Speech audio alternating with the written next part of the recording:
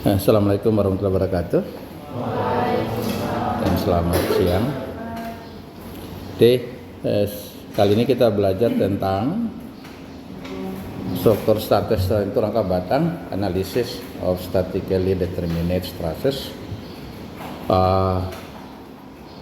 Lagi-lagi kita perlu pahami dengan baik rangka batang kita ini. Contohnya seperti demikian. Ini rangka atap kita, kemudian ini beberapa bentuk daripada tipe rangka batang kita, truss kita. Ini macam-macam, kita bisa bentuk berjuta macam gitu. Kemudian ini ada rangka batang yang kita kenal jembatan gitu. Oke. Jadi dalam hal kita membuat sebuah kalau kalian perhatikan di kita punya rangka-rangka ini, bahwa jadi ada titik-titik yang kita, ini ada batang-batang ya, gitu, ada batang-batang. Kemudian batang-batang ini ada titik-titik kumpulnya, ini titik kumpul, ini titik kumpul, titik kumpul, titik kumpul, ya, gitu. Nah, atau kita sebut join, gitu. Dia akan terkumpul jadi satu. Jadi secara dalam aplikasi bahwa pada rangka batang itu terdiri dari beberapa batang yang saling membentuk sebuah rangkaian, baik itu bisa dalam ini 2D rangka batang bidang namanya, dan ada rangka batang ruang yang kita tidak belajar di sini. Nanti rangka batang ruang itu bisa didalami sendiri. Jika kita sudah bisa rangka batang bidang, maka kita coba baca dikit udah bisa rangka batang ruang. Walaupun ada beberapa penyesuaian yang harus dipahami, ya. Baik. Jadi kalau kita perhatikan bahwa berada titik-titik kumpul, maka titik-titik kumpul itu ini misalnya salah satu titik kumpulnya, titik batangnya. Jadi kita punya penampang ini, misalnya penampangnya demikian, ini potongan penampangnya begini, ini penampangnya profil W atau profil D kita bilang. Nah, ini ada sumbu netralnya dari penampang ini di sini. Maka idealnya kita membuat sebuah simpul itu batang-batang ini, sumbu netral dari batang-batang itu ketemu di satu titik. Itu hal yang sangat baik kita lakukan. Kita bisa membayangkan kalau simpul itu, gaya itu tidak terkumpul. Misalnya ini ada batang yang bawah, kita gabung, kemudian ada batang yang satunya di sini, batang satunya di sini. Jadi kalau kita garis netralnya ini ketemu di sini, ini ke sini, ketemu di sini. Ini kita pakai gasket plate namanya, plat penyambung. Misalnya kita pakai plat penyambung begini, ya, gitu. Nah, ini kalau kejadian seperti ini titik simpulnya ketemu di sini, yang ini ketemu di sini, yang ini ketemu di sini, ini masalah. Nanti kita akan lihat. Jadi lagi-lagi rangka batang itu kita adalah prinsipnya bahwa pada setiap simpulnya itu sumbu-sumbu batangnya ketemu di satu titik. Nah, tidak seperti ini, tidak seperti ini, ya. Ya, ini tidak, ya, tidak seperti demikian. Walaupun kenyataan kalau kalian lihat di luar sana banyak sekali yang dia tidak ketemu di satu titik simpul. Ya. Oke, nanti kita akan ada waktu kita akan bahas.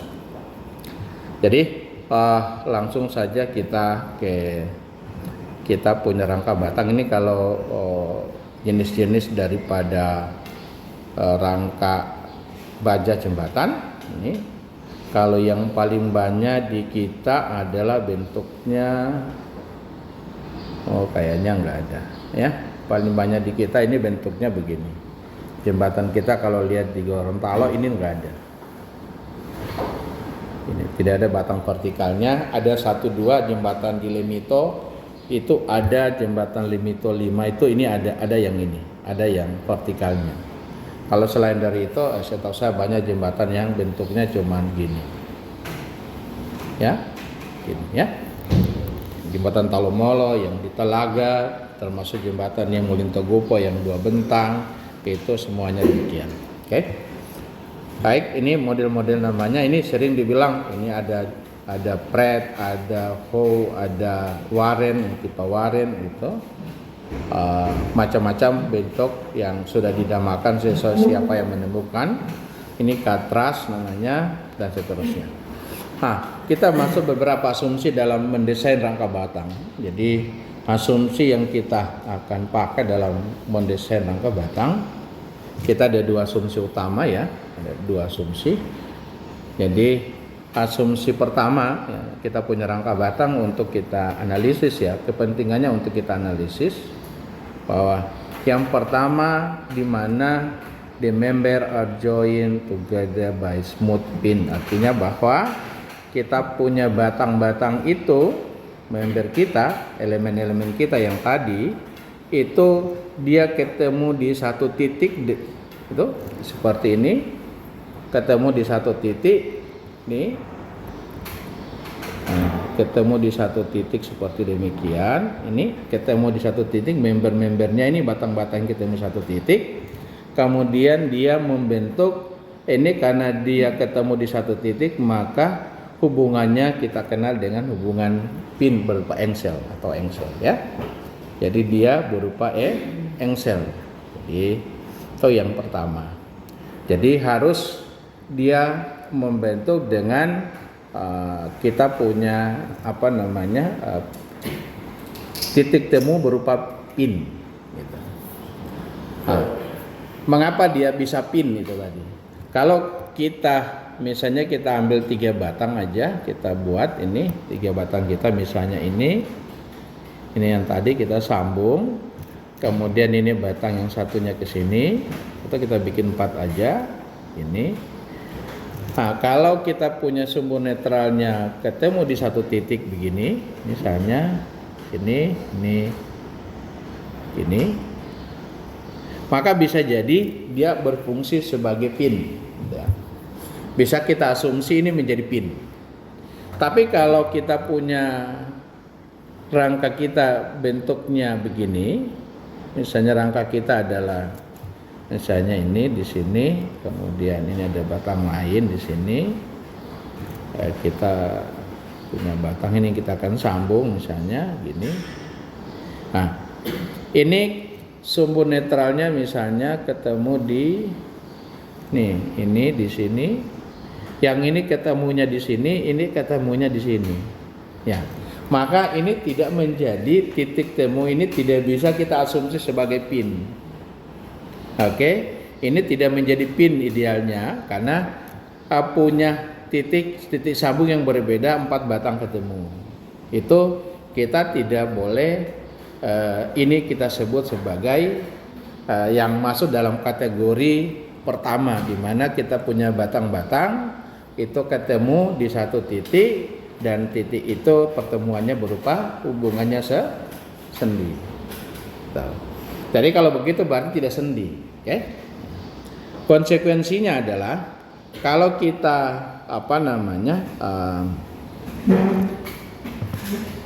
mengapa dia harus sebentar yang terus yang kedua adalah di mana semua gaya itu yang dikerjakan itu bekerja pada join. Jadi all loading are applied at the join. Jadi kita punya rangka kita ini semua gaya-gayanya itu bekerja di join gitu ya, kerja di join ya. Nah, karena kita punya gaya bekerja di join, ini gaya-gaya kita bekerja di join, ini bekerja di join gaya-gayanya, ini gaya kita bekerja di join demikian ya. Dan kita asumsi bahwa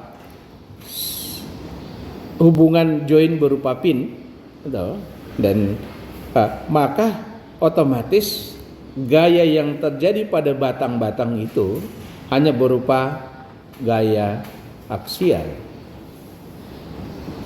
Jadi gaya aksial terdiri atas 2 tekan maupun tarik. Gitu. Tuh. Jadi kalau kita bikin konsekuensi, kita bikin sebuah rangka kita, hubungan batang-batang ketemu di satu titik dan hubungannya berupa pin, sambungannya sambungan pin, engsel, kemudian gaya kita kerjakan di titik-titik simpul, maka batang-batang kita semuanya akan menderita gaya aksial, di mana momennya kita boleh anggap sama dengan nol. Ya. Jadi kalau kita berat sendiri kita abaikan. Jadi posisinya berarti batang-batang ini itu berupa gaya tekan ataupun tarik. Kalau kita langgar dua asumsi tadi, tidak ketemu di satu titik dan hubungannya pin, berarti akan ada momen. Oke?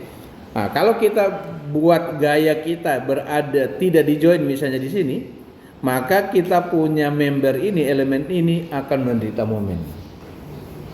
Maka itu kita tidak anggap sebagai namanya rangka batang. Itu seperti frame yang kita sudah pelajari sebelumnya, karena di mana yang kita sudah pelajari yang sebelumnya tentang beam, balok, dan kita punya frame atau portal. Frame kita itu unsurnya di dalam beam maupun frame kita ada aksial, ada lintang, dan ada momen. Ada 3 kayak yang di dalamnya. Tetapi kalau itu karena kita menganggap bahwa beban itu bekerja tidak di joinnya, itu boleh juga di join. Kemudian yang kedua adalah peletakannya, itu join-joinnya bisa kita fix ataupun kita sendiri ataupun kita roll selama bebannya bekerja di seperti balok, bebannya kita bekerja di sini, maka ada unsur geser dan ada unsur lenturnya, ada momennya. Tapi kalau kita gaya itu benar-benar seperti bekerja di join gini, maka momen otomatis hilang, gaya lintang otomatis hilang. Yang ada cuma gaya aksial. Oke. Jadi dengan demikian bahwa kalau kita membuat aplikasi pada berpraktek di luar bikin rangka atap kita, maka kita harus konsisten bikin rangka atap kita. Rangka kita harus ketemu di join. Nah, tapi kalau kalian cerita ke tukang bikin yang biasanya, nah itu ya. Biasanya mereka bikin tidak ketemu di join juga nggak masalah. Yang paling jelas kalau kalian perhatikan kita punya gedung-gedung kita, itu bahkan mungkin di Fakultas Teknik bisa dilihat, tapi ini sudah nggak bisa dilihat, bisa yang atasnya. Anda perhatikan bahwa gording yang ini itu terkadang ada di sini, berdiri di sini gordingnya, di sini gordingnya berdiri, gitu. Tidak harus di dalam situ, makanya sehingga kalau orang bikin atap yang benar, kalau misalnya kita pakai misalnya atap terbuat dari seng plat, yang panjangnya misalnya sengnya panjang 1,8, nah maka kalau kita bikin seng umumnya 1,8 kita butuh jumlah peletakannya adalah misalnya ini kita punya atap seng kita yang panjang dari sini ke sini adalah 1,8, maka umumnya kita membutuhkan tumpuan itu kalau atap kita saling ini atap kita gini misalnya saling bertumpu demikian ya, di mana panjang-panjang masing-masing ini adalah 1,8, ini 1,8, maka umumnya kita membutuhkan peletakan ini umumnya kita butuh 3 peletakan seperti ini untuk di satu lembar atap itu seng kita. Artinya apa? Kalau kita butuh ini berarti nanti kita pasang gording di sini, kita butuh gording di sini, gording. Kalau begitu kita punya cara berpikirnya, maka berarti kalau kita bikin rangka atap kita, harusnya rangka atap kita begini. Kalau kita bikin rangka atap kita ini misalnya demikian, ini harus kita bikin begini. Makanya bentuk dari rangka batang yang kita akan bikin sangat dipengaruhi oleh jenis atap yang kita pakai. Nah, kalau kita pakai misalnya atap genteng, maka kita punya gording menjadi tidak bebas ya. Karena jadi ini kita punya atap genteng kita, kemudian di habis atap genteng kita ada apa ya? Apa namanya? Usuk atau kaso. Ini ada balok-balok kecil, kemudian selanjutnya baru dia ada balok besarnya. Yang ini yang menjadi gording. Oke? Jadi nanti bisa dilihat. Jadi ada balok kecil dulu, baru kemudian ada gording. Jadi umumnya kalau kita gambar misalnya 3 dimensi begini, ini berarti kita masih ada ini balok-balok begini, balok-balok demikian, baru ada yang ini, baru atapnya di atasnya. Maka berarti kita punya jarak gording itu menjadi lebih bebas kita taruh. Ya, kita membuat jadi bisa lebih bebas. Jadi itu prinsipnya. Ya, jadi kalau kita perhatikan bahwa distribusi gayanya, aliran gayanya, ini atap kita dari atap diteruskan ke sini, kemudian diteruskan ke balok ini, misalnya ini tertumpu demikian, diteruskan ke sini. Nah, di mana di sini kita punya misalnya kuda-kuda kita. Nanti kita coba lihat, mudah-mudahan ada gambar yang lain, atau ini aja, ini perhatikan ya, ini. Jadi artinya bahwa dari lantai kita bekerja ditransfer ke sini ke stringer kita, dari lantai ditransfer ke stringer kita, jadi begini gaya-gaya di stringernya, gini ya. Nah, nanti yang di stringer ini diteruskan ke balok kita yang ini jadi cross girdernya, jadi stringernya yang ini. Jadi demikian itu stringer, gaya di stringer, gitu. Kemudian nanti di sini ini akan kita peroleh reaksi di sini, gitu. Nah, nanti reaksi di sini yang kita kerjakan kita punya atap kita punya ini misalnya ini gambarnya begini, ya. Nah, maka yang ini nanti bekerja di sini, bekerja di simpul ini, gitu. Jadi aliran gayanya begitu, ya. Jadi dari lantai ke stringer, ini yang jadi stringer yang warna biru, dari biru ke cross girder, dari cross girder baru kita punya rangka atap kita, rangka jembatan kita kalau seperti ini. Oke. Jadi lagi-lagi kita pegang, kita punya dua prinsip asumsi yang kita pakai, di mana member itu ketemu di satu titik, dan titik itu berupa hubungannya join itu berupa pin. Kemudian yang kedua adalah gaya yang kita kerjakan di batang itu berupa gayanya bekerja di join.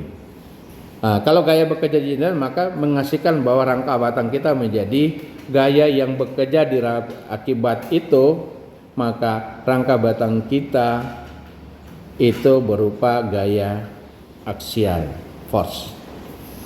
Jadi kita akan memperoleh itu hanya berupa gaya axial force. Oke? Nah, jadi seperti demikian. Ini tarik dan ini tension, ini compression. Jadi tarik maupun tekan. Oke. Nah, sekarang kita masuk untuk kita membuat sebuah rangka batang. Coba kalian perhatikan, kalau kita punya rangka kita seperti yang ini, dan hubungannya ini pin,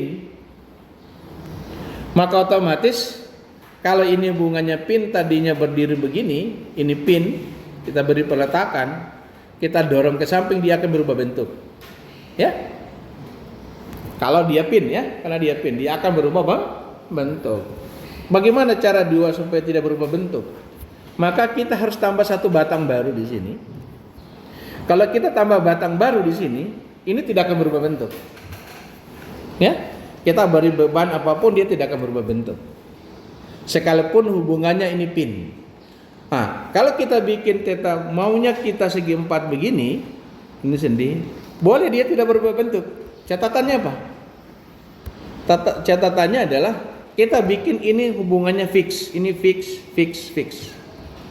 Nah, kalau itu fix, maka berarti dia bisa bertahan.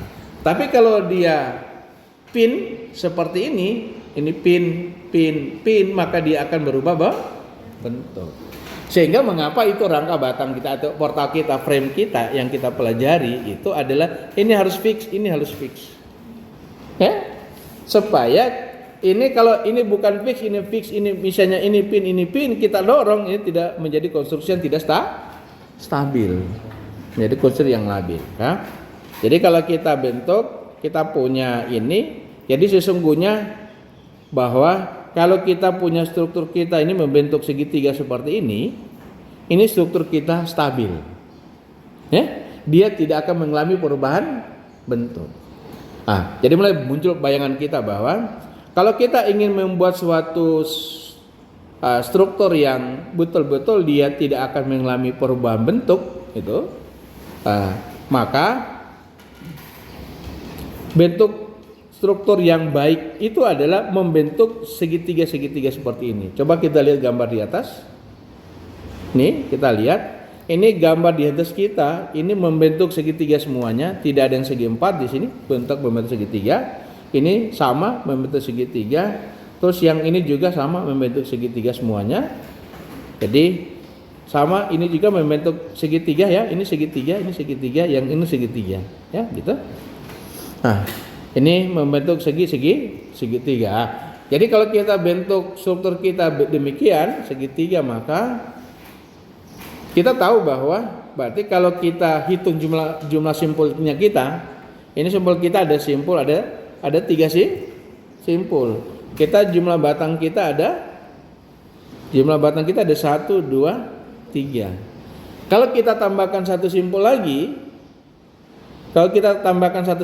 di sini, berarti kita harus nambah ini 2 batang yang baru, ini simpul. Jadi ketika ini ada 3 simpul, jumlah batang ini simpul kita, kemudian jumlah batang kita adalah 3. Kalau kita punya simpul kita ada 4, jumlah batang kita menjadi 5. Kalau simpul kita ada 5, jumlah batang kita menjadi tambah 2. Setiap bertambah 1 simpul akan bertambah 2 batang menjadi 7. Bertambah 1, 6 menjadi 9 dan seterusnya. Maka berarti kalau kita bisa tulis, ini kita punya rangka, coba diperhatikan. Ini rangka kita ini segitiga, ini pasti stabil, tidak akan berubah bentuk. Nah, pertanyaan yang ini, apakah ini akan berubah bentuk? Nah, pertama adalah kita punya segitiga yang luar ini. Kita punya atas segitiga ABC, ADC yang ini. Oke, dia stabil, tidak akan ada perubahan bentuk. Kemudian kita punya luar sana yang ini juga dia stabil, tidak ada berubah bentuk, ya. Ingat, perhatikan baik-baik gambar ini. Jadi ini tidak akan berubah bentuk, tetapi kita punya struktur yang ini membentuk segi 4. Ini juga akan menjadi strukturnya adalah struktur yang nantinya akan terjadi perubahan bentuk di yang ini, ya. Karena ini sambungan berupa pin ya. Jadi kalau kita dengan demikian, struktur ini menjadi struktur yang boleh kita anggap menjadi struktur yang tidak stabil, ya. Ini bisa, ini kalau ini boleh kita bikin ini bergerak, dia bisa bergerak, yang ini kalau dia berpindah begini, ini tidak berubah bentuk yang ini, tapi ini menjadi begini. Nah, gini. Kalau ini dia berpindah ya. Ini mutar, ini tidak stabil, ya. Oke. Sekarang kita perhatikan dengan baik, ini bentuk struktur rangka batang kita yang lain. Ini kita lihat semua membentuk segitiga aman, ya. Ini juga membentuk segitiga juga semuanya. Memang yang di sini ini akan ada perubahan. Yang A, B, C, D yang ini aman segitiga, tetapi yang ini tidak membentuk segitiga. Jadi kalau yang ini berputar, ini ikut berubah, maka ini tidak aman. Ini struktur membentuk segitiga semuanya, tetapi ingat pinnya di sini, ya, pinnya di situ. Yang ini bukan pin, tidak ada sambungannya. Jadi dia akan membentuk ini seperti demikian. Apakah ini juga masuk konstruksi kita yang struktur yang stabil? Nanti kita akan lihat. Ini termasuk ini, nanti kita akan lihat. Secara bentuknya ada bentuk yang tidak membentuk segitiga. Oke, tidak stabil. Ini juga kita perhatikan, ini ada struktur yang membentuk tidak segitiga, ya. Ya, kita perhatikan ini kalau ini sama ini membentuk segi 4. Ini membentuk segi 4. Tetapi ini saling ini nanti kita lihat apakah ini struktur nantinya stabil, nanti kita akan pelajari. Berikutnya yang ini struktur yang lain bisa lihat. Kalau ini membentuk segitiga, ini aman, ini segitiga aman, ini segitiga aman. Kemudian yang ini dengan yang ini, apakah aman atau tidak? Nanti kita lihat, ya, aman atau tidak.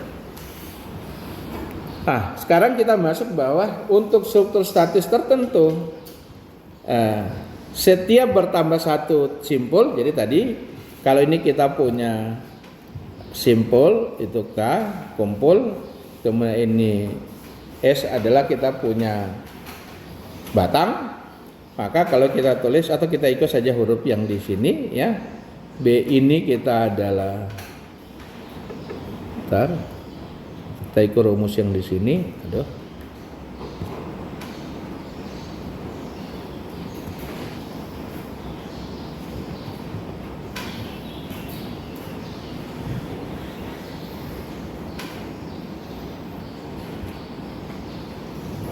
hilang ya.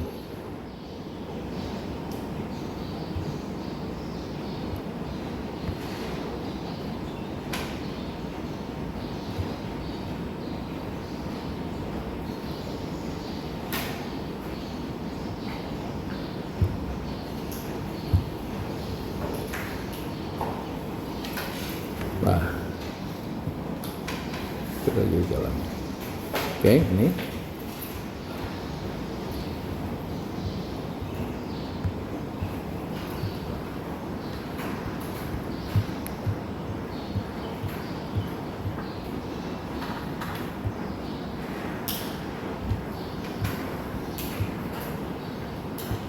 Lewat ya.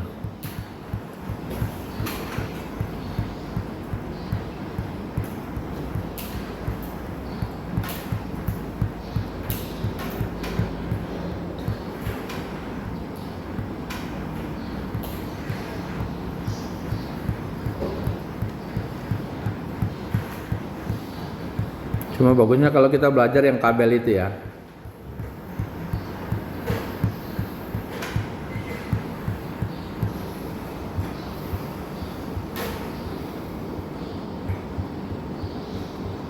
Aman berapa ya? Wah ini. Oke.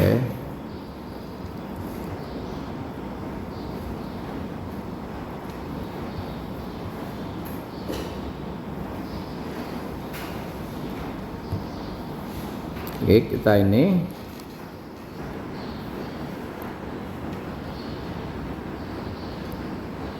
oke. Nah, jadi kalau R itu adalah kita punya, bentar saya, R ini ada reaksi, kemudian kita punya B adalah kita punya batang, jumlah batang ya, jadi B. Dan J itu adalah join, jadi kita punya R itu adalah reaksi, B itu adalah kita punya jumlah batang, ini batang, dan jumlah batang.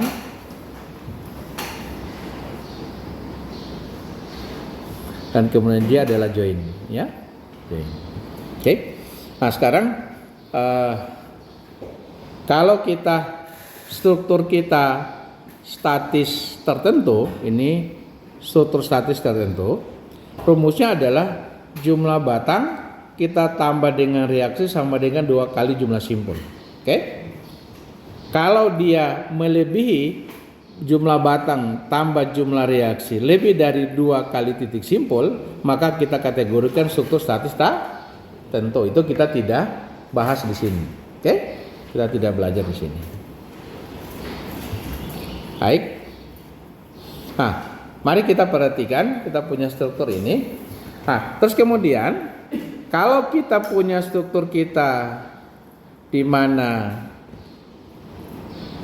ini kan, kalau kalian perhatikan, kalau B tambah R sama dengan 2J itu struktur statis tertentu.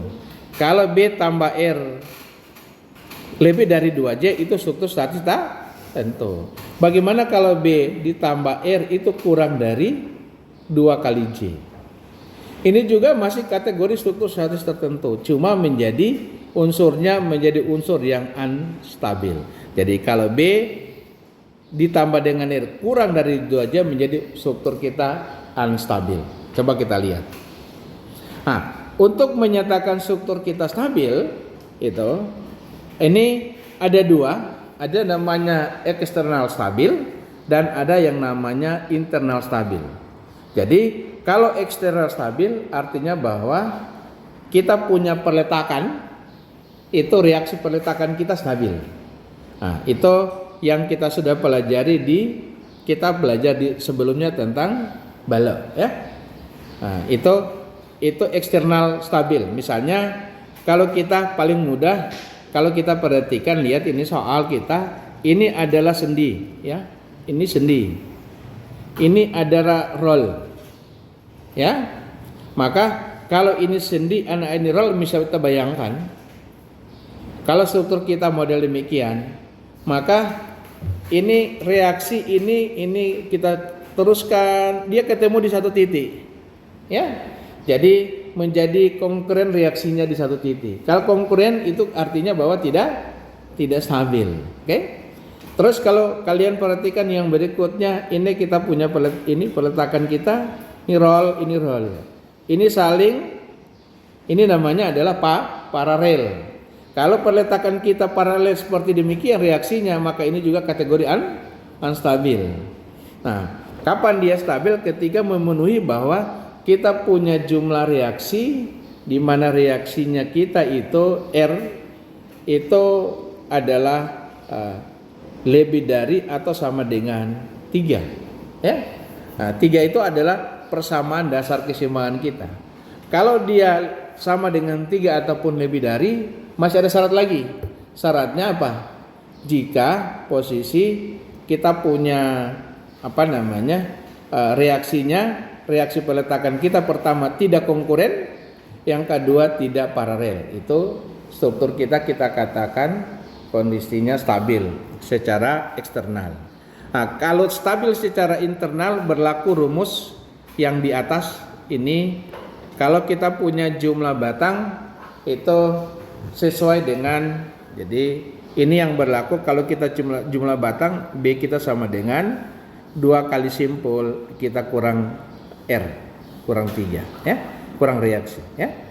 Atau B ditambah R sama dengan 2J, sama dengan 2J.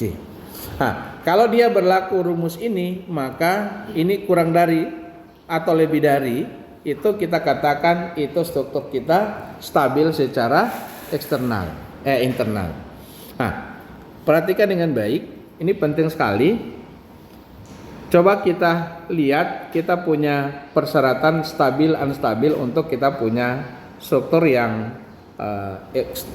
stabil secara internal. Jadi persyaratannya kalau B ditambah R kurang dari 2J, maka struktur kita jadi unstabil. Tapi kalau dia B tambah R lebih dari 2J, kapan dia akan kondisinya unstabil jika kita punya rangka batang reaksinya itu konkuren dan paralel. Ya, ini sudah gabungan. Terus kedua, atau komponen-komponennya itu rangka batang kita kolaps secara mekanisme. Jadi yang kolaps secara mekanisme itu berarti misalnya rangka batang kita misalnya membentuk struktur yang tadi segi 4 begini. Nah, ini gagal jadi sudah gagal duluan.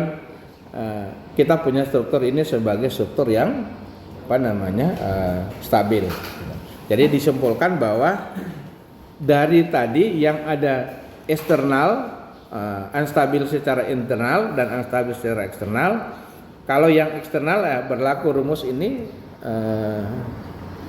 prinsipnya sederhana. Kalau kita punya jumlah reaksi kan menghafal, jadi begini, kita punya reaksi peletakan itu kita hanya punya sigma vertikal Fx, Fy X sama dengan 0, sigma Fy sama dengan 0, dan sigma momen sama dengan 0. Ini berarti ada 3/3.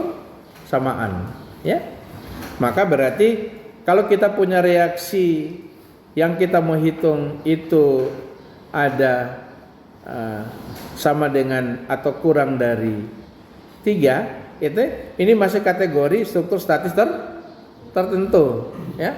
Masih kategori struktur statis tertentu. Akan tetapi kalau kita punya R-nya kita kurang dari 3, itu pasti struktur tertentu yang tidak stabil.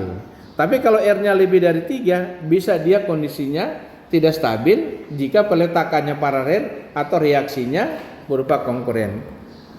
Rumus sesungguhnya adalah kita lihat rumus di atas. Rumus daripada struktur statis tertentu untuk perletakan adalah ini.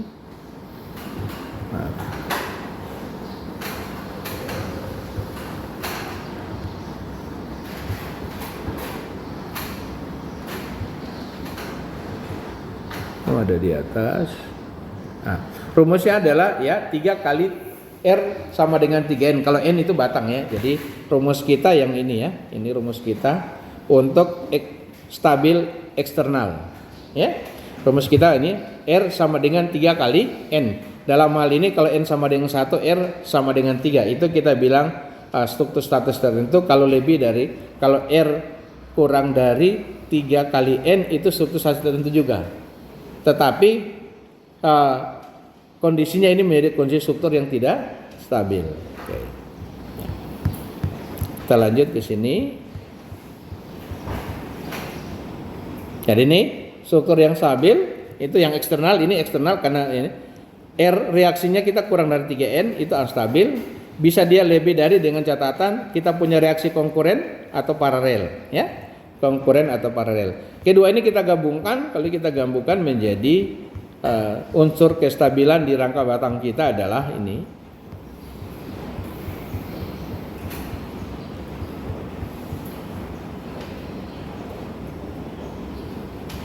Jadi stabil dan tidak stabil rangka batang kita memenuhi rumus berikut ini, ya. Jadi yang ini adalah ini kondisi struktur statis tertentu memenuhi rumus ini. Kemudian ini rumus ini, ya. Terus stabil dan tidak stabil harus memenuhi persamaan yang berikut ini. Jadi jika B tambah R kurang dari 2J, ini kondisi unstabil. Bila dia lebih dari, bisa jadi tidak stabil dengan catatan kita punya support reaksinya konkuren, itu konkuren, reaksi peletakan konkuren atau paralel, atau jika kita punya komponen itu pembentuknya ini terjadi rangka yang kolaps secara mekanisme. Jadi tadi kalau membentuk segi 4 begini, jadi sudah gagal secara mekanismenya. Jadi sudah out. Nah, kita coba lihat, perhatikan dengan baik soal yang ini. Jadi coba kita perhatikan, kita punya soal ini. Ini contoh soal. Jadi kita punya struktur ini, lagi-lagi ini peletakannya apa ya? Oh, ini roll ya. Jadi ini roll, yang satunya sendi. Oke.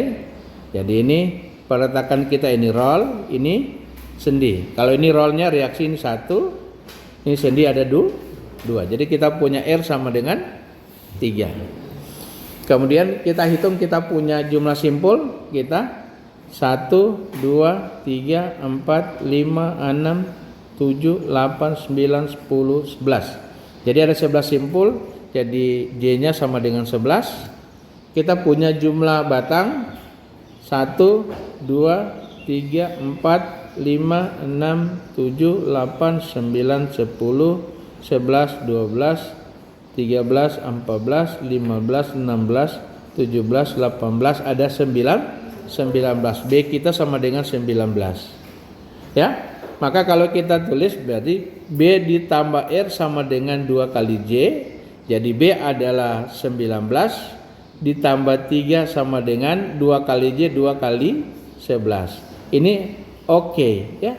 Berarti kita lagi lihat struktur kita yang ini secara eksternal ini roll,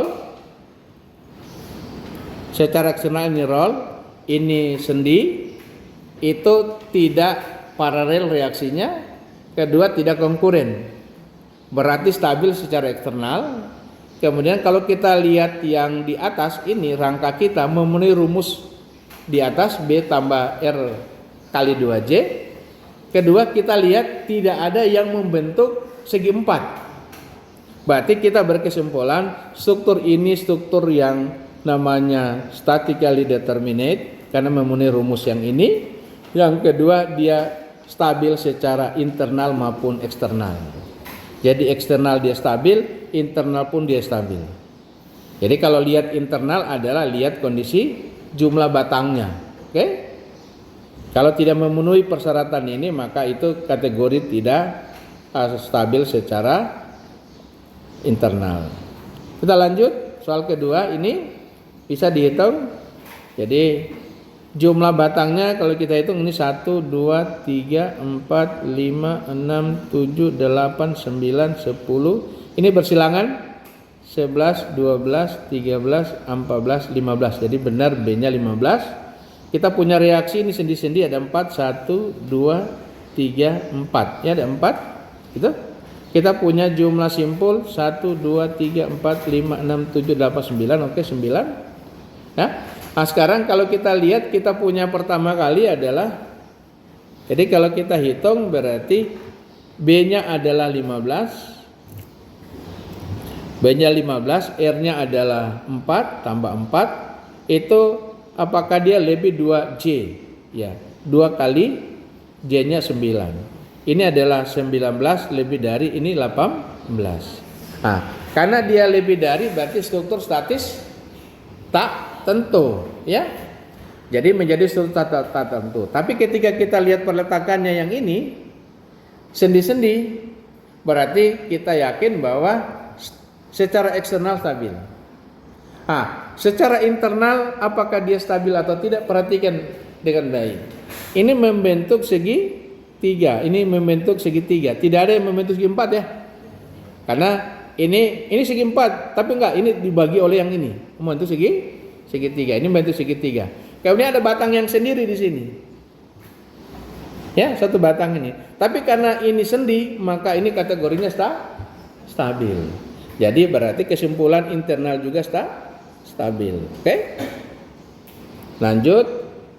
Berikutnya kita lihat soal berikutnya yang ini. Kita lihat simpul kita adalah 1, 2, 3, 4, 5, 6. Oke, 6 simpul. Jumlah batang kita 1, 2, 3, 4, 5, 6, 7, 8, 9. Benar. Reaksi kita ini roll sendi 2, ini 1. Ini berarti ada 3, ya. R-nya 3. Kita lihat secara eksternal, reaksinya ini tidak jadi kondisinya stabil, ya. Tidak konkuren, kedua tidak kurang dari 3, ya. Kemudian berikutnya adalah tidak paralel, berarti ini stabil. Nah sekarang kita masuk ke rangka di dalamnya. Ini kalau kita masuk ke 9 ditambah 3 sama dengan 2 kali 6. Ini oke ya gitu. Jadi kalau diperhatikan struktur kita ini struktur yang statis tertentu. Tapi apakah dia kondisinya stabil atau tidak stabil? Ini masuk kategori stabil secara internal dengan begini. Perhatikan dengan baik. Jadi walaupun ini saya pakai warna merah, ini kan membentuk segitiga stabil secara ini tidak akan berubah. Oke?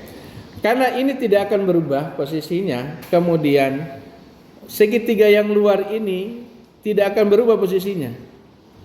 Ya? Maka otomatis ini tidak akan mengalami perubahan, misalnya berubah ke sini. Tidak akan berubah. Karena yang ini adalah stabil yang ini. Segitiga tidak akan berubah, ya. Kemudian segitiga luarnya tidak akan berubah. Yang ini, yang luarnya ini tidak berubah. Nah, karena dia membentuk segitiga yang besar yang ini tidak berubah, yang ini tidak berubah, jadi dia tidak akan merubah struktur kita menjadi ini tidak jadi stabil secara mekanisme, ya. Jadi makanya dia kategorinya stabil. Oke. Lanjut kemudian ini soal berikutnya, ini perhatikan soal ini ya. Jadi jumlah batangnya itu 1, 2, 3, 4, 5, 6, 7, 8, 9, 10, 11, 12. 12 jumlah reaksinya ini sendi ada 2, roll 1, 3 benar. Jumlah simpulnya ada 1, 2, 3, 4, 5, 6, 7, 8. Ada 8, oke? Kalau kita hitung berarti 12 ditambah 3 sama dengan 2 kali 8. Ini 15, ini 6, ini kurang dari 16. Oke? Nah, secara eksternal lihat ini sendi, ini roll. Aman. Berarti stabil. Nah, secara kita hitung internal, dia tidak memenuhi rumus ini. Oke? Dia kurang, jadi jumlah batangnya kurang. Maka berarti struktur ini menjadi kondisi yang unstabil. Coba lihat dengan baik ya. Ini memang ini segitiga, ini segitiga, ini segitiga, ini segitiga. Tapi yang ini segi 4. Ya. Nah, karena ini segi 4, ini otomatis ini menjadi struktur yang tidak stabil. Nah, jadi kita bisa lihat sekarang kita coba ini soal yang pertama ini. Ini struktur stabil, kalau eksternal stabil atau tidak? Coba lihat eksternal stabil atau tidak? Stabil ya. Ini roll, jadi ini roll, ini sendi ya, stabil. Kemudian berikutnya internal stabil atau tidak? Jadi kita hitung batang 1, 2, 3, 4, 5, 6, 7, 8. Jadi kita punya jumlah batang adalah 8. Kita punya reaksi ada 3. Kita punya join 1, 2, 3, 4, 5, 6. J kita ada 6. Jadi 8 tambah 3 ini kurang dari 2 kali 6. Berarti kondisi tidak stabil secara internal. Salah satu kelihatan ini sudah kelihatan. Ya? Jadi tidak stabil secara internal. Stabil eksternal, maka tetap dianggap tidak stabil. Kita lanjut, misalnya soal ini lihat, ini kita punya perletakan ini sendi, ini sendi, oke? Ini sendi, ini tidak saling, Ini R-nya kita ada 4. Eksternal kita ini menjadi struktur statis tak tentu secara reaksi ya. Jadi struktur statis tak tentu karena R-nya lebih dari 4 ya, lebih dari 3. Jadi kalau kita hitung secara eksternal ini stabil ya. Secara eksternal stabil walaupun R-nya lebih dari 3, tetapi tetap ini kondisi tidak paralel, tidak konkuren. Oke, jadi stabil. Nah, sekarang kita hitung batang kita 1, 2, 3, ini simpul ya, 4, 5, 6, 7. Jadi kita punya jumlah batang kita ada 7. Kemudian simpul kita 1, 2, 3, 4, 5. Simpul kita adalah 5. Kalau kita tulis 4 tambah 7 kurang dari lebih dari 2 kali 5 ya. Jadi 11 ini lebih dari 10. Nah, kalau demikian ini struktur statis tertentu juga. Tapi dia menjadi struktur yang stabil ya. Ini struktur yang stabil. Jadi kalau kita lihat ini semua membentuk segi 3. Jadi pas ini stabil. Ini secara cepat saja kita cari.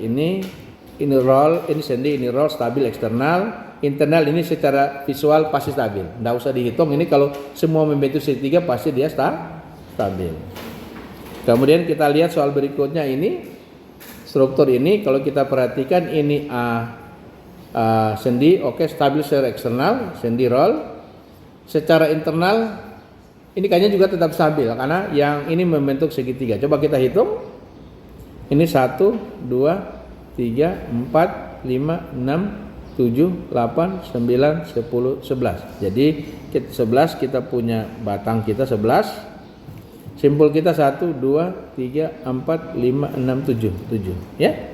Jadi kita punya simpul kita kita punya reaksi ada 3. Oke? Maka jadi B ditambah dengan kita punya 11 tambah 3 sama dengan ini 7 dikali 2. Ini 14 sama dengan ini 14. Jadi oke, jadi stabil ya. Kita bisa buktikan stabil. Kemudian ini otomatis ini tidak perlu kita, ini sendi, ini roll stabil eksternal. Ini membentuk segitiga semuanya, pasti ini stabil ya. Begitu juga yang ini, kita lihat soal ini, semuanya membentuk segitiga, ini juga stabil. Eksternal juga stabil. Nah ini juga pasti juga ini stabil ya. Cuma jadi struktur bisa jadi struktur tak tentu. Jumlah batang kita banyak atau tidak? Kita lihat. Jumlah batang kita hitung dulu. 1, 2, 3, 4, 5, 6, 7, 8, 9, 10, 11, 12, 13, 14, 15, 16, 17, 18, 19, 20, 21, 22 ya. 22. Kita coba cek ulang. 1, 2, 3, 4, 5, 6, 7, 8, 9, 10, 11, 12, 13, 14, 15, 16, 17, 18, 19, 20, 21 ya. Pas ya, 21 ya. Jadi kita punya jumlah batang kita adalah B-nya sama dengan 21. R kita adalah 3. Jumlah simpul 1, 2, 3, 4, 5, 6, 7, 8, 9, 10, 11, 12. Jadi 21 tambah 3 sama dengan 12 kali 2. Pas ya, 24. Jadi struktur pasti stabil. Jadi sangat mudah kita tentukan ini stabil atau tidak stabil. Lihat lagi yang samping ini juga ini pasti stabil, cuma struktur statis tak tentu ini jadinya ya. Nanti bisa dicek di rumah. Ini juga struktur kalau kalian perhatikan ini sendi ini roll. Nah ini masalah ya. Coba kita perhatikan ini apa stabil atau tidak stabil, kita lihat ya. Nah jadi ini kondisinya roll, ini pin. Harusnya ini kondisi tidak stabil ya. Baik, kita lihat ini roll, ini apa sendi, ini roll. Jadi 1, 2. Jadi hati 3. Secara peletakan eksternalnya stabil ya. Apakah terus kemudian kita hitung ini batang 1, 2, 3, 4, 5, 6, 7, 8, 9, 10 ya. 10 sudah ketahuan jumlahnya genap. 1, 2, 3, 4, 5, 6, 7. Jadi 3 tambah 10 sama dengan 7 kali 2. Ini kurang ya. 13 kurang dari 14 berarti tidak stabil. Otomatis ini tidak stabil. Dari secara visual tidak stabil dan seterusnya, silakan bisa dicoba. Oke? Nah, kemudian untuk menghitung kita punya rangka batang, kita sampai jam berapa? Sekarang jam 8.38. Baik. Nah, untuk menghitung, menganalisis kita punya rangka batang kita,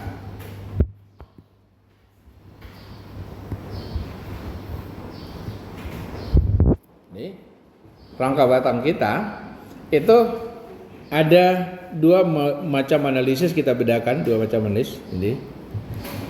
Jadi kalau analisis kita punya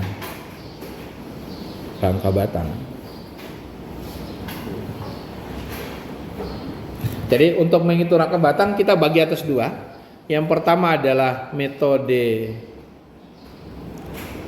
grafis dan yang kedua adalah metode analitis ya, atau tidak grafis ya, analitis ya. Jadi sesungguhnya untuk menghitung rangka batang itu kita bisa lakukan secara grafis ya. Nah, secara grafis itu sendiri ada metode yang paling sangat dikenal adalah metodenya, yaitu metode Cremona. Jadi nanti kalau Anda dengar istilah Cremona, itu adalah satu metode grafis untuk menganalisis kita punya rangka batang, menghitung gaya-gaya batang. Nah, kalau metode analitis itu ada terbagi, ada banyak. Nanti yang kita pelajari ada titik keseimbangan titik simpul ini, atau kita sebut saja titik simpul.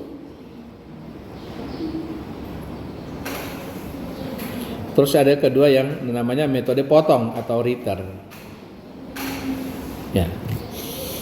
Atau gabungan keduanya, ya. Jadi kita punya analitis dikenal dua, ini titik simpul kemudian Ritter. Nah, Cremona misalnya ada metode lain, tapi yang paling top itu adalah Cremona. Menghitung kita punya rangka batang menggunakan metode Cremona. Nah, permasalahan kita menggunakan Cremona. Jadi kalau kita beri pengantar, tapi ini kita tidak belajar lebih dalam itu.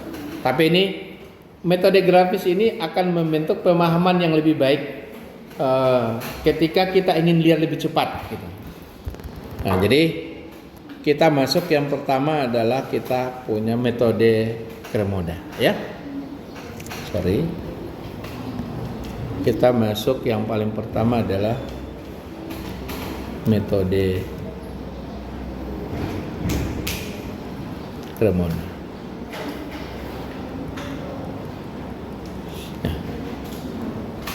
Kita kenal bahwa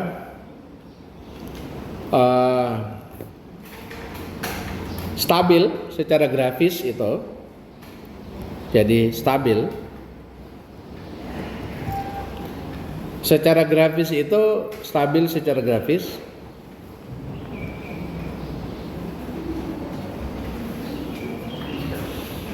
itu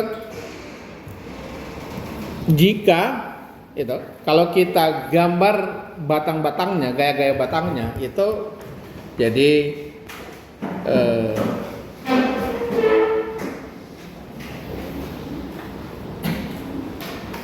jika ini stabil jika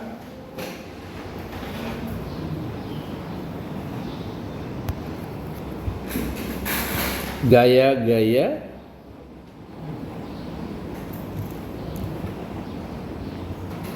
batang itu membentuk poligon tertutup. Tuh.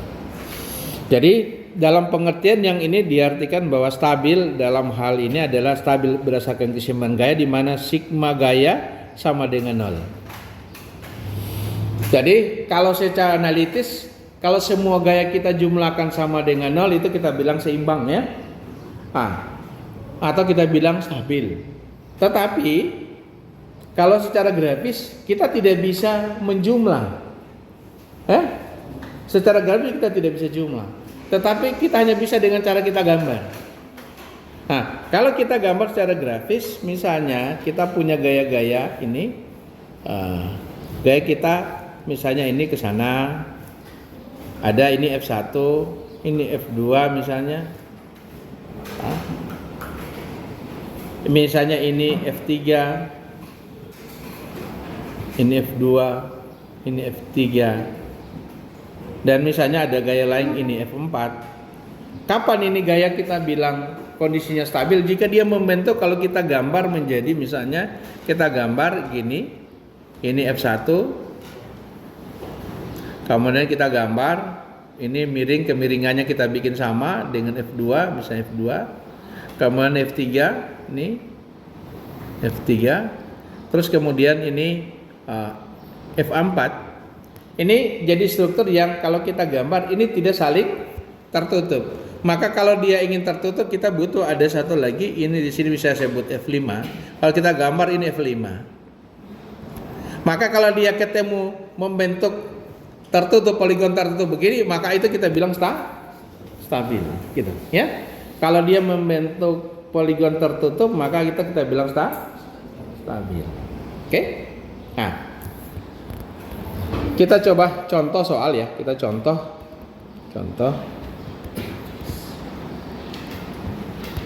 Misalnya kita punya Nah, ini pendekatan secara ini aja. Kita punya rangka, ini contoh. Kita punya rangka batang kita demikian. Nah, saya gambar pakai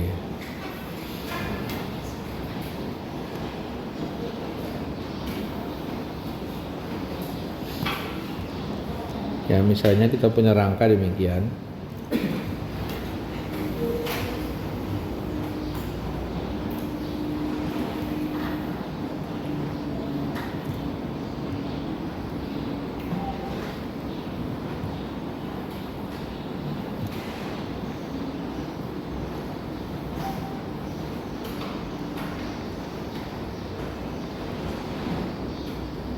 Ya. Kemudian ini tumpuannya, ini sendi, ini tumpuannya. Roll, bekerja beban,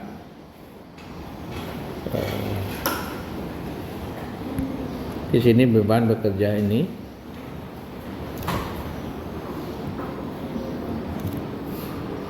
Sebutlah beban P, ini P, ya. Kemudian ini kalau kita punya ini membentuk, ini sebutlah ini A, A. Atau jaraknya. Kemudian anggap ini adalah juga A, ini A, gitu ya. Oke. Nah, sekarang kita punya soal demikian. Kita minta untuk menghitung, pertama adalah menghitung reaksi peletakan secara grafis. Oke. Nah, untuk menghitung secara grafis ini penyelesaian. Pertama yang kita harus lakukan adalah kita membuat skala gaya. Oke, saya ganti ini aja bebannya, ada nilainya. Ini sama dengan misalnya 10 ton, ya, 10 ton. Atau ini saya tulis aja di sini. Di mana P itu sama dengan 10 ton. Kemudian ini saya ganti aja dulu ini. Saya ganti ini B. Ya.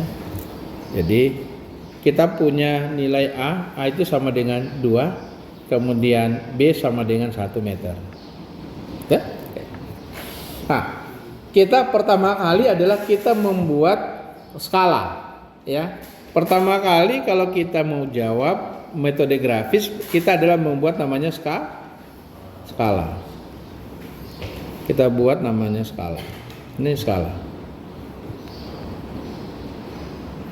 Ya. Skala yang kita perlu adalah skala karena kita akan merubah beban dalam bentuk gambar. Berarti kita harus bikin skala. Misalnya 1 ton itu sama dengan misalnya 1 cm. Jadi kalau 10 ton berarti 10 cm.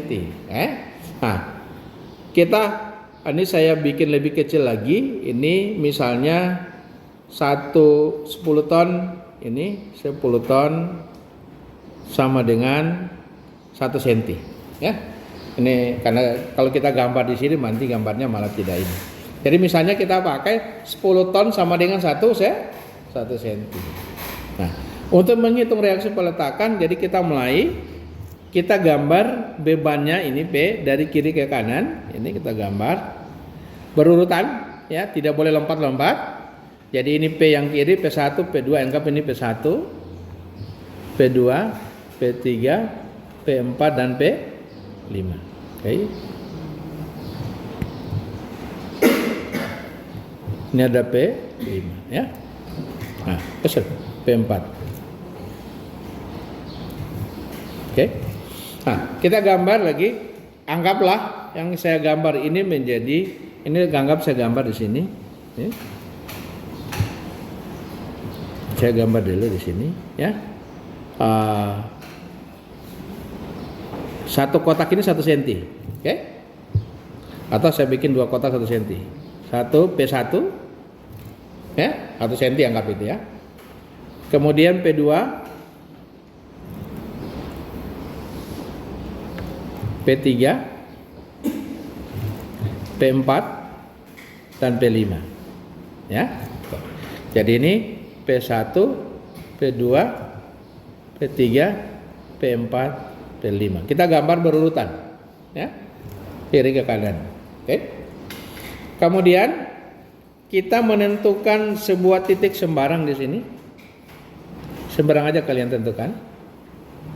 Setelah itu kita hubungkan titik itu dengan, kita hubungkan, jadi kita bikin garis-garis di sini. Garis dari titik pangkal ke sini kita garis. Oke. Terus kedua kita tarik dari garis ini ke sini. Garis ini ke sini. Ini ujung dari ini ke sini. Ini ke sini. Ini ke sini. Oke? Kemudian garis ini kita berarti kalau kita jumlah total maka berarti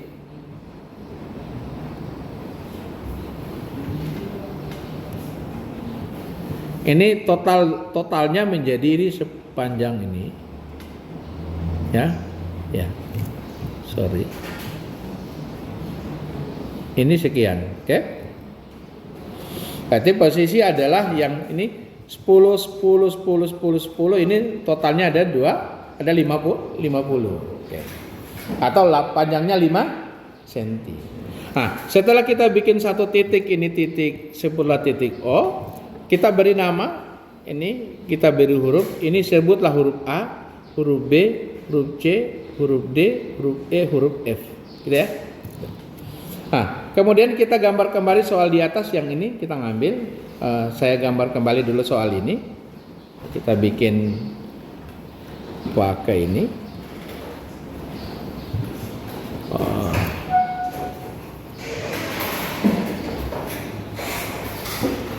Oke. Jadi supaya gambarnya bagus, karena dia adalah B itu adalah 2 jadi 2 cm, jadi 4 kotak di sini kita gambar sini. Ini kemudian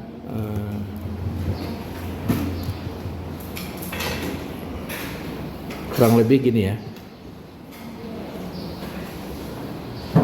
Ya, kurang lebih ya. Kita panjang. Kalau ini hubungkan ke sana.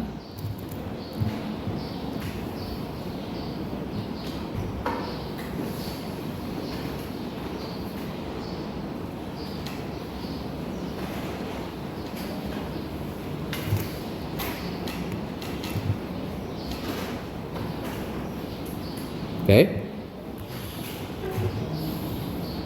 Lanjutnya ini kita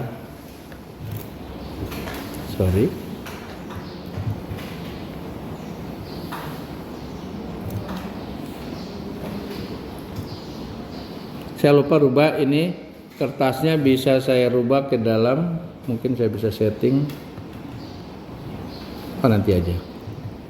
Ini oke.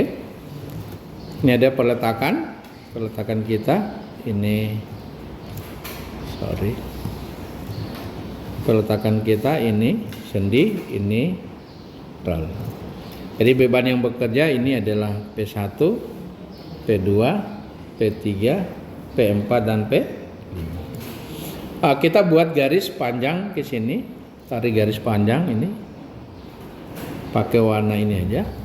Kita tarik garis,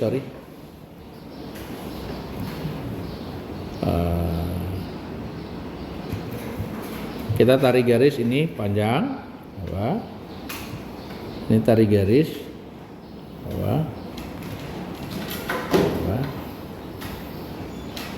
oke, ya. Nah, sudah, baru kita lihat ya. Kita ambil ini garis A. Garis A memotong di P1. P1 ini P2, P3, P4 dan P5. Jadi garis A itu memotong di P1. Kita ambil gambar yang kemiringannya sama dengan ini. Coba kita, bisa saya copy garis ini? Copy boleh. Kita pindahkan ke sini.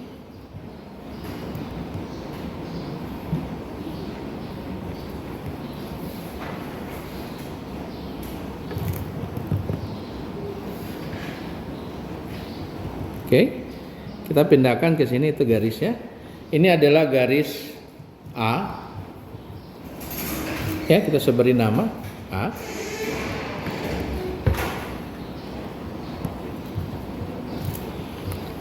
Jadi kita bikin panjang-panjang saja. Yang ini kita bisa bikin panjang-panjang. Ini boleh kita bikin panjang-panjang. Ini kepanjang-panjang. Oke, gak apa-apa. Kemudian berikutnya adalah kita lihat ini B. Yang B ini. Ini kita copy.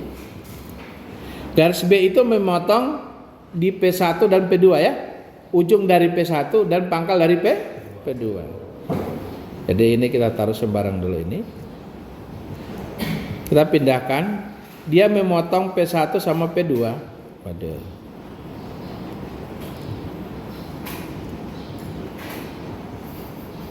Jadi memotong P1 sama P2. Ya. Oke, jadi memotong P1 dan P2. Jadi berpotongannya di sini. Ini ya, berpotongan di sini. Berpotongan di sini. Oh, sorry. Jadi berpotongannya di sini dan di sini dan di sini. Oke? Tuh, garis ini adalah garis B. Dan kita lihat lagi, kita punya C. C itu berpotongan di ujung P2 dan pangkal P3. Kita copy gambarnya ini, kita copy.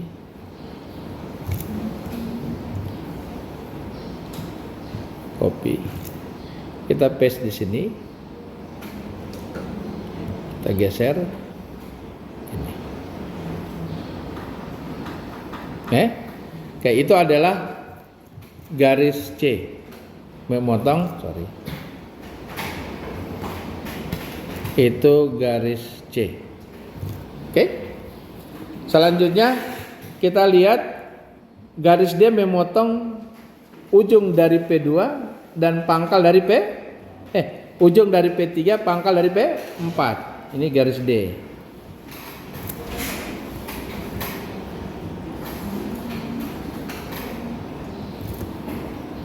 Kita paste di sini.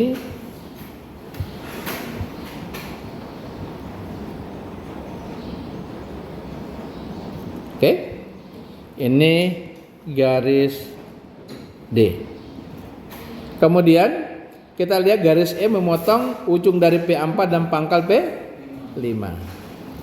Maka kita buat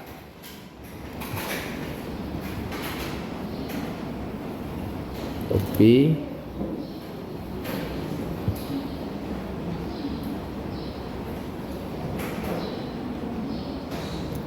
Wah, kalau copy saya kok sama? Garis E ini ya. Copy. Sorry.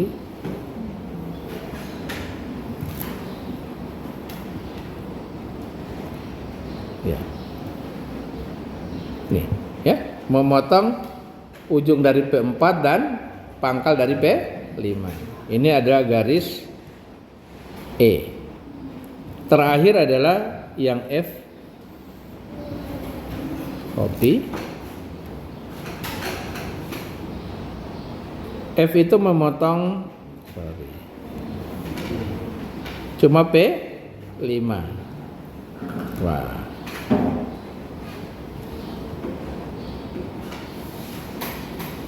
Ada.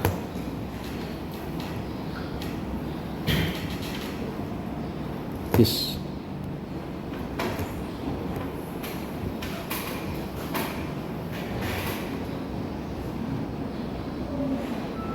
Nah, kalau kita perpanjang aja, nah, ini kalau saya perpanjang garis ini,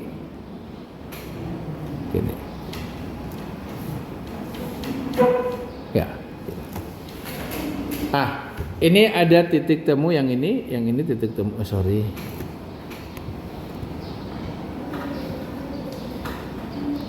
Ya, demikian. Oke. Titik temu ini disitulah. Jadi kalau yang ini adalah resultan kita. Ini resultan gaya kita. Ini adalah resultan gaya kita. Jadi P1 tambah P2 tambah P3 tambah P4 tambah P5 ini sama dengan resultan. Itu sama dengan 10 tambah 10 tambah ini 50 ton. Oke. Nah, yang 50 ton itu kita gambarkan di sini. 50 ton itu kita gambarkan di sini. Oke. Sorry. Saya pakai yang lain.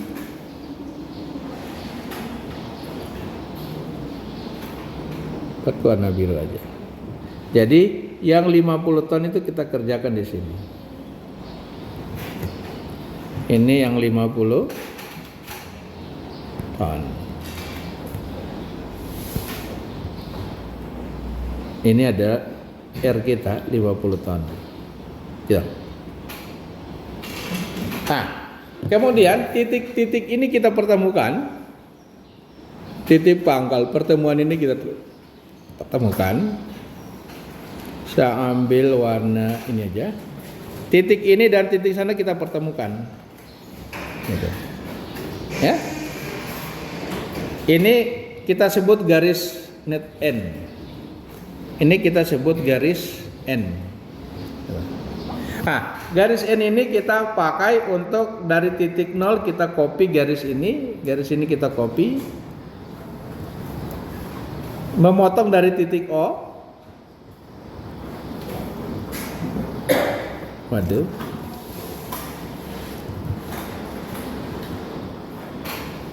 Jadi kita O memotong ke sini. Gitu. Ya. Maka berarti setelah kita buat garis ini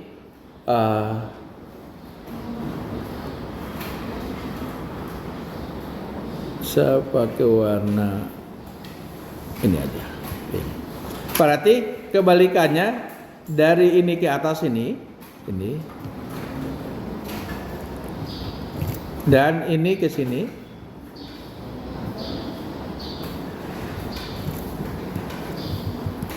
Ini adalah ini menjadi R. Sorry. Ini ada reaksi di B dan ini reaksi di A.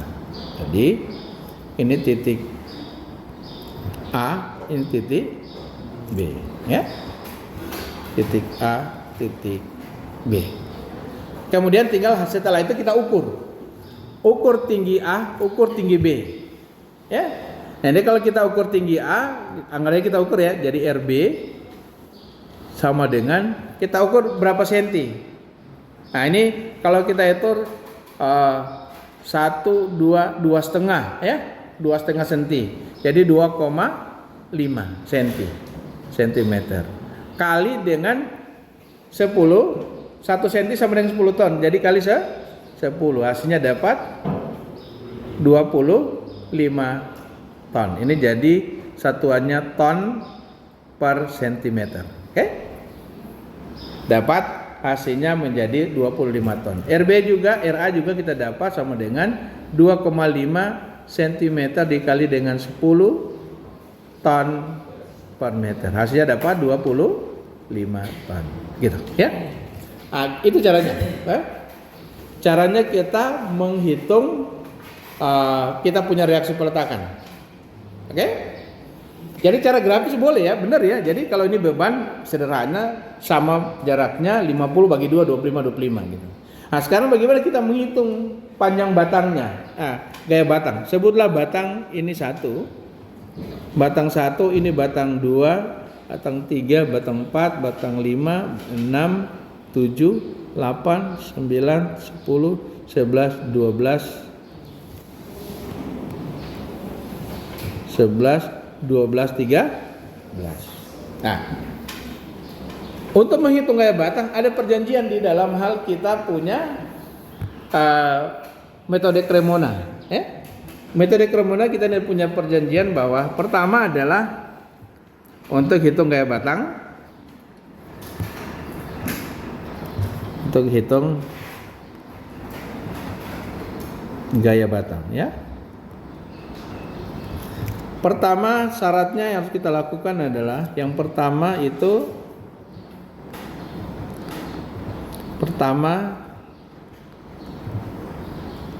maksimum gaya batang yang tidak diketahui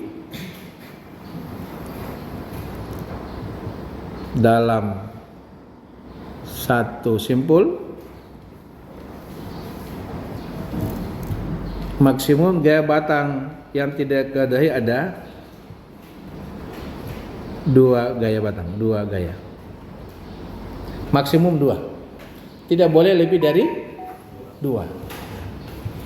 Terus kedua yang dilakukan adalah, ini tergantung. Ini penggambarannya mengikuti berlawan arah jam. Ini tergantung. Boleh searah jarum jam, boleh berlawanan arah jarum jam. Ini jadi berikutnya adalah gambar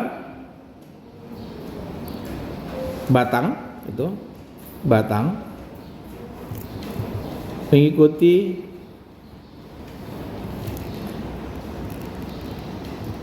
jadi berlawanan arah jarum jam.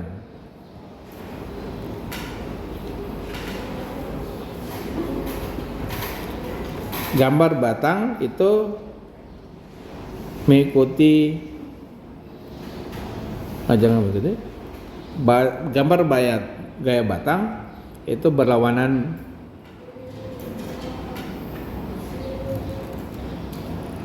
arah jarum jam. Oke? Terus yang ketiga adalah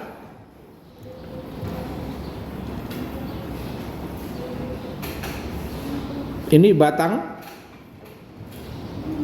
bernilai atau gaya batangnya. Gaya batang bernilai negatif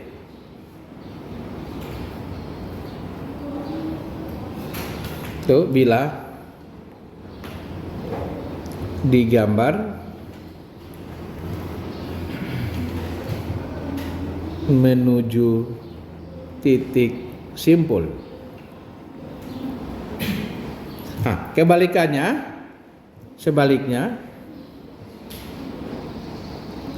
positif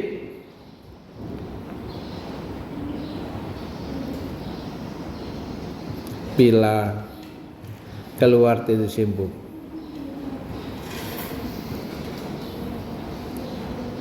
Oke. Ini kita tiga ini yang kita pakai. Oke. Jadi caranya ini kita pakai tiga ini. Pertama, maksimum 2 batang yang tidak diketahui. Kalau kita lihat. Kita lihat ini sebutlah simpul A, itu simpul B, ini simpul C, ini simpul D, simpul E, simpul F, simpul G, simpul H. Oke. Kalau kita lihat ini kita punya batang ini batang 1 aja kita terus. Tidak. 1, batang 2, batang 3, batang 4, batang 5, 6, 7, 8, 9, 10, 11, 12, 13. Semua gaya batang ini kita belum tahu. Kita mulai, kalau kita simpul A ada 2 batang tidak diketahui, batang 1 sama batang 8, berarti boleh kita mulai simpul A. Maka kita mulai dari simpul A. Ini simpul A, di mana simpul A ini kita sudah peroleh reaksi peletakan di sini ya. Jadi Ra sama dengan 25 pound. Ini Rb sama dengan 25 pound. Kita sudah dapat berdasarkan hitungan grafis tadi. Kita mulai dari simpul A. Oke? Kita mulai dari Rb, boleh kita mulai dari P, terserah ya. Sekarang saya mau mulai dari Rb saja ya, Ra 25 vertikal. Jadi kita gambar 25. Jadi kalau saya ini 2,5, jadi 2,5 gambarnya begini. Dari sini ke atas ya gambarnya. Oh, saya ganti warnanya.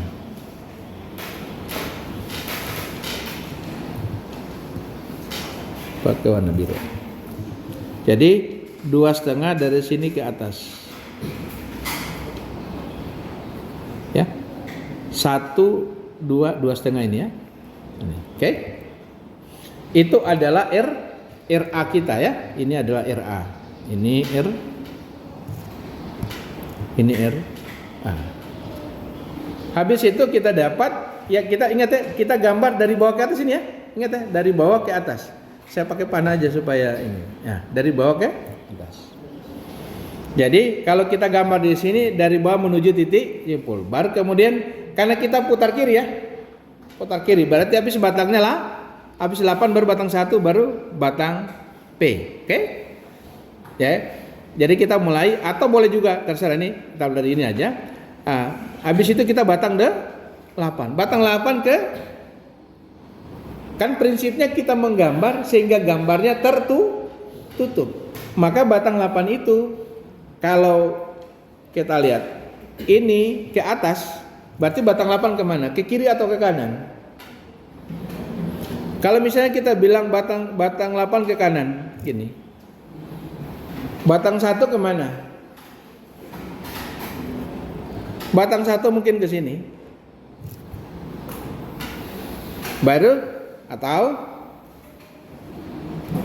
sorry. Ini batang 1 ke sini. Baru habis itu batang P ke bawah. Kembali ke titik awal. Berarti oke ya. Menggambarnya begitu karena prinsipnya kalau kita gambar batang 1 ke kiri, batang 8 ke kiri, batang 8 cuma atas atau bawah. Hah? Nah, untuk kembali ke sini, P-nya menjadi besar sekali. Paham? Halo, bisa? Atau begini, supaya menjadi enak, kita mulai, saya rubah gambarnya. Ini saya mulai dari bukan RA, tapi saya mulai dari gambarnya adalah saya mulai dari P dulu, P1. P1 adalah 10 1 cm. Kita gambar dulu ke bawah. P1 ke bawah. Ini saya gambar di sini ini. Ini P1 ya. Ini adalah P1. Kita habis itu kita putar kiri dapat RA ya. RA ke atas. Jadi dari pangkal sini saya dapat gambar terlalu ini. Ini saya hapus dulu. Saya gambar agak ke bawah sedikit ya. Saya gambar di sini. Ini itu adalah kita punya P1, oke? Baru habis itu kita gambar kita punya P. Saya ambil warna lain. Kita punya RA ya. Jadi habis P kan putar kiri. Baru dapat RA, HA-nya 0 ya. Ya, tidak usah.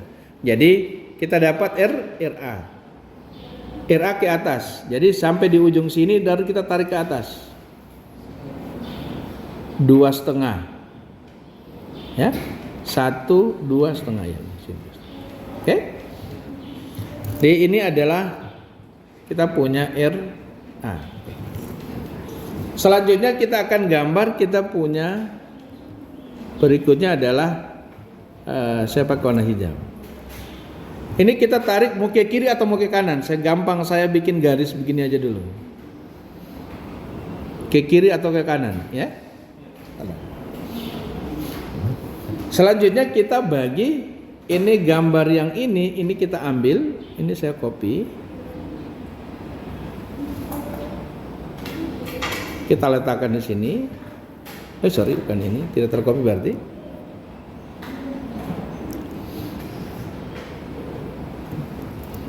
Copy.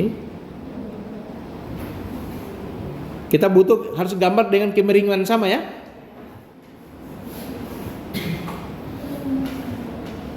Nah, jadi ini kita mau paskan di mana sampai dia kembali ke pangkal ini. Prinsipnya kita harus dia kembali ke pangkal ini, sini. Artinya bahwa berarti kita harus menggambar ini kita pindahkan ke sini. Jadi begini. Oke? Artinya apa? Berarti kita punya S8 itu adalah S8 kita yang ini. Berarti dia ke kanan. Oke? Kemudian ini S8 kita, ini S8, ini S8. Baru kembali panah ke kiri ini ke sini. Berarti ini kembali ke sini. Ini adalah S1. Jangan tertutup ya, gambarnya tertutup ya. Memang kan? Mulai dari sini 1, 2, 3, 4 kembali tertutup. Nah, sekarang kita lihat mana yang negatif, mana yang positif. Kalau kita lihat ini S8 ke kanan, karena kita disimpul B ke kanan, keluar. Nah, berarti tandanya ini batang positif atau tarik. Kemudian setelah kita gambar yang ini, ya ingat ini kan begini, dari sini ke sini keluar ya, coba perhatikan ya. Ini kan keluar ke sini, berarti positif. Baru dia kembali ke sini. Nah kalau kita gambar ini nih, perhatikan di sini. Kalau yang ini kita keluar ke sini, baru kembali ke sini. Berarti kembali ke titik. Jadi menuju di titik. Jadi ini kalau kita gambar ini pertama ini, oke? Baru ini naik ke kanan, berarti ini ke bawah menuju di, ini keluar di titik, ini menuju di titik. Berarti tandanya adalah ini negatif. Selanjutnya berapa besarnya gaya? Tinggal diukur panjangnya, itu dikali dengan skala tadi. Ya, kalau dia 5 cm berarti 5 kali 10. Nah, berarti kita sudah dapat batang kita dapat batang 1 sama batang 8. Selanjutnya kita mencari yang mana? Maksimum kan 2, berarti kita simpul F. Kalau simpul C nggak boleh, ada 3, 9, 10, 2. Oke? Berarti kita mulai berikutnya simpul F. Kita simpul F. Oke? Simpul F ada batang 8, batang 7, batang 9. Kita mulai dari batang kita ketahui batang 8. Batang 8 itu batang positif. Nah, kalau positif berarti dia keluar dari titik. Berarti kalau kita gambar ke kiri atau ke kanan? Kita disimpul F sekarang, kita di sini. Gambarnya keluar dari titik ke kiri atau ke kanan? Ini batang 8 di sebelah kiri. Positif gambarnya keluar dari titik. Positifnya gimana? Ke kiri atau ke kanan? Ya? Ke kiri, dia keluar dari titik. Oke, nanti kita gambar. Nah, karena butuh panjang yang sama, ya ini saya copy. Harus sama panjangnya. Ini saya copy. Jadi kita gambar yang ini panahnya ke kiri, ya. Ini adalah S8 positif. Habis itu kita karena putar kiri kita ya, putar kiri. Dari sini kita gambar yang ini, habis itu gambar batang kedua, batang 7. Batang 7 mau kemana? Ke kiri atau ke kanan? Ya, Anda bayangkan. Ini ke kiri. Terus S8, S7 tidak mungkin ke kiri ya, ke kiri lagi nggak mungkin. Malah tidak kembali ke titik. S7 berarti harusnya ke kanan. Baru kita ketemu S9. S9 ke atas atau ke bawah? Nah, tidak mungkin tertutup ya. Tapi kapan dia tertutup? Ketika S9 sama dengan 0. Dia kembali ulang ke titik situ, ya. Maka berarti kalau kita sudah gambar demikian, kita gambar lagi berikutnya adalah saya ngambil warna ini. Jadi kita gambar ini balik lagi ke titik ini semula. Ya. Itu adalah gambar S7 positif. Menuju titik kan? Keluar titik kan? Keluar ya. Karena kita gambar, ingat ini F. keluar dari titik F ya, ke kanan. Karena kita ke kanan. Satu bayangan kita mulai dari titik F, kita ke kanan. Bukan dalam pengertian begini. Kita ini keluar, habis itu berarti kembali ke situ, tidak. Ya, kita lain bayangkan titik F-nya. Jadi keluar. Jadi makanya tandanya positif. Artinya apa? Berarti S9 sama dengan 0. Kalau S9 ada nilai, dia nggak bisa jadi gambar tertutup ya. Jadi S9 harus sama dengan 0. Oke. Kita satu lagi. Berapa sekarang? 9.30 kita ya? Atau 40? Korupsi nih. 9.30 ya. 3 jam 150, 2 jam juga. Oke. Kita lihat berikutnya adalah simpul kita. Kita sudah tahu batang 1, batang 8, batang 9. Kita masuk ke batang simpul C ya. Ada batang 2 dan batang 10. Oke. Kita masuk ke simpul C. Simpul C. Oke. Nah, simpul C kita mulai dari yang kita ketahui saja. Mulai dari P2 ya. P2 kita tahu. Jadi P2 kita gambar ke bawah. Nah, P2 kita gambar ke bawah. Mana ini? P2 kita gambar ke bawah. Sini ya. Kita gambar di sini aja. P2 itu 10 cm ya ini. Oke. Ini P2. P2. Lanjut. Kita habis itu ketemu dengan batang 1 ya. Batang 1. Kita copy batang 1. Ini batang 1 kita. Copy. Kita kerjakan di sini ya. Batang 1 itu tandanya negatif. Jadi ke kiri atau ke kanan? Perhatikan dengan baik, simpul kita adalah ini ya.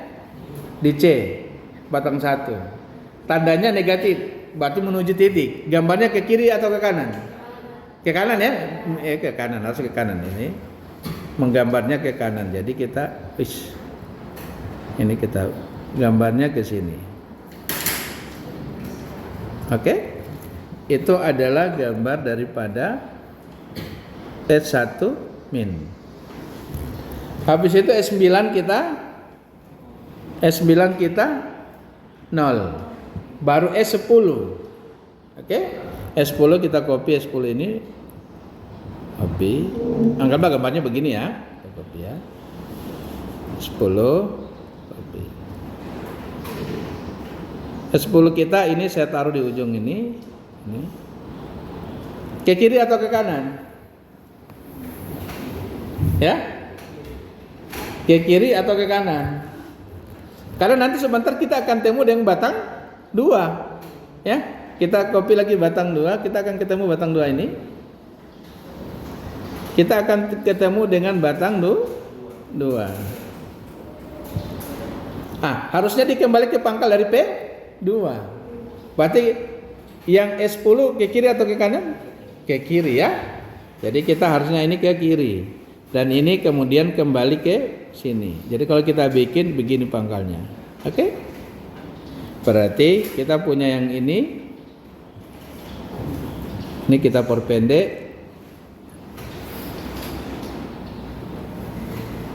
Ini. Batang ini. Itu ya. Ini menjadi S10, ini adalah S2. Enggak positif atau negatif? Ini menuju titik negatif, ini menuju titik juga ya, negatif. Itulah gambarnya. Jadi tinggal diukur panjangnya itu menjadi gaya batang. Oke? Asik tidak? Ya. Nanti kalian teruskan di rumah sisanya. Oke? Sisanya kalian teruskan di rumah menjadi tugas. Jadi apa kelebihan dari ini? Jadi kelebihannya ketika Anda melihat satu konstruksi, walaupun kalian tidak tahu besarnya, maka sesungguhnya kalian bisa tahu ini batang tarik atau tekan. Nanti kalau Anda di dalam berpraktek nanti di luar sana, selalu tukang bilang itu batang ini itu dia bilang balok tarik. Itu. Tukang akan bilang itu balok tarik. Benar. Itu balok tarik karena berupa gaya tarik yang itu. Jadi kita lebih tahu dari tukangnya. Tukang cuma tahu namanya batang tarik, tapi kita ngerti, dia bilang balok tarik, kita ngerti itu ada gaya yang bekerja berupa gaya tarik. Nah, dengan demikian kalau kita melihat satu konstruksi, kita mudah, oh ini batang tekan, ini batang tarik. Dengan cara tadi begitu. Jadi kita coba gambar, oh ini batang tekan, oh ini batang tarik dan seterusnya. Oke? Sampai di sini ada yang mau tanya? Itu contoh cara menggambar. Nih, sebenarnya kalau mau enak, Ini kalau putar kanan, kebalikannya ya. Kalau kita putar kanan itu nanti kalian coba di rumah putar kanan. Kita bedakan yang ini, gambar ini, menggambarnya bukan beraran-aran tapi mulai dari urutannya beraran-aran jam. Ya? Searah jarum jam. Kalau searah jarum jam, apa yang 3 masih memenuhi syarat atau tidak? Anda jadi tugas di rumah. Ya? Apakah yang 3 masih memenuhi syarat atau tidak? Karena kita sudah tahu tandanya ini hasilnya negatif.